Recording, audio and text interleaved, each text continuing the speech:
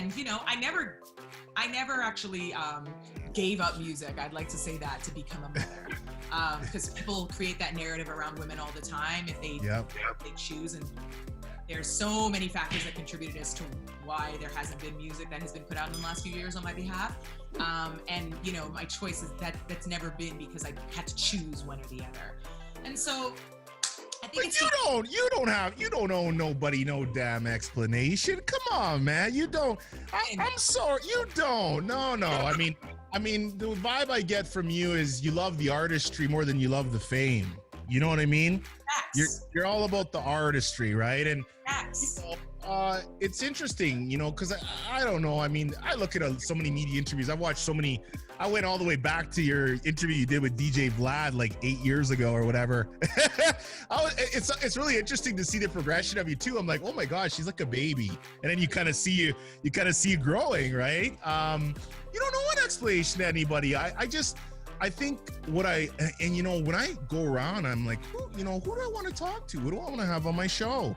And then I, you know, try to digital cyber stalk them and go through the ringer and try to, you know, hey, I'm just a chill dude. Like when I'm talking to you right now, I'm just a human to human, man. I just want a conversation, right? That's what makes it authentic, and that's what makes it does. It does. So for you, has any of that pressure of other people trying to control some narrative about why you've released music and not released music bug you at all? Or you're just like, man, I'm doing my thing. Like I could care less. Well, I know my truth. And, you know, that's the most important thing. And I think that like in a time where we are subjected to so much commentary and noise because of it, you know, it's hard to escape it. You know, of course, it's very, very hard to hear people say and read things where people are just like, oh yeah, she just became a wash mom and she stopped doing music. And it's just like, like, ow, like the fact that you view motherhood that way is just terrible. Like the fact that you think that like it's wash to choose motherhood over anything is just insulting to the sacrifice that women and parents have made to bring you into the world. So I just don't like low frequency commentary. I don't like that in general. I don't like gossip. I don't like when people talk about other people's lives. Like that. Low frequency commentary. Ooh. Yeah, I don't subscribe. I like that. I don't really like it. And in this industry, it's the thing that fuels like the fuel excitement and the talk and the comments. And I've done, I think, a really great job of not doing what I think I might have done years ago or what most people would do, which is respond to the peanut gallery. And it's just like, I don't really care what people have to think about my life as far as that. I know what my truth is. And like I said, it's never about disproving.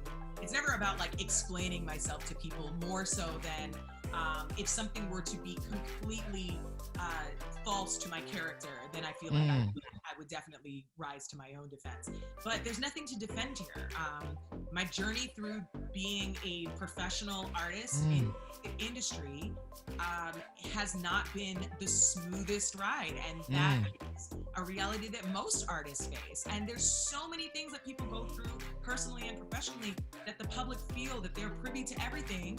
So they just feel like they can come up with their assumptions, and it's just not true. And I just feel like what you said, being human to human is what we have to remember, that like everybody is going through something that they're not sharing publicly. Everyone is working through some battle that we should have a level of sensitivity to. Thankfully, I have tough skin. You know what's so interesting is that in your industry, a lot of people make careers off being armchair critics. And I'm always with the narrative, don't comment on the game if you're not even playing in it. So, my right?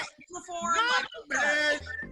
You can't. It's just not fair. Like you're not even in there getting hit and bruised up and bleeding. You're sitting in the stands, you know? So let me oh no, go ahead. Go ahead. There was this thing the other day that I did comment on Twitter. Because I found it to be really irresponsible. And of course, you know, like living in like this social media commentary where everything is a game, everything's fun, and like one's gotta go. This game, one's gotta go. And so like we do these things, like one's gotta go at Thanksgiving. Is it the turkey, the cranberry sauce, the stuffing, or the greens? Like, So, you play these games, but the public plays these games with people's lives and their music and their art and their contribution. And so it was me and 3 other R&B singers. And of course, like, I'm not privy to what everyone else is saying about everyone else, but it comes on my radar on the Twitter feed about people who voted me to go out of this, this list. And I really had to say something because people are so fragile right now. And artists especially, like, when you dedicate your life or your art or the things that come from you and your personal experiences to the hope that people will receive it and it will affect people positively. And then at some point in your life, there's a bunch of people online deciding that you don't matter anymore.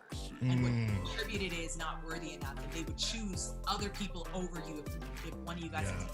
And I commented to be a voice for the people that don't know how to receive and let that stuff go, because they might be in a fragile situation to say, I don't matter, my life doesn't matter, my life's work doesn't matter, people don't appreciate what I've done, I don't have value.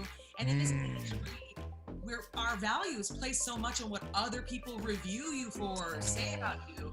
And so I had to publicly say it because there are people out there that are not strong. There are people out there that take those things to heart, but that's where they put their value. And then we hear these awful stories about people dying prematurely or committing suicide, and then everyone is so sad about it. And did you contribute to uplifting that person's wellness? Did you contribute to thinking about that tweet before you posted it?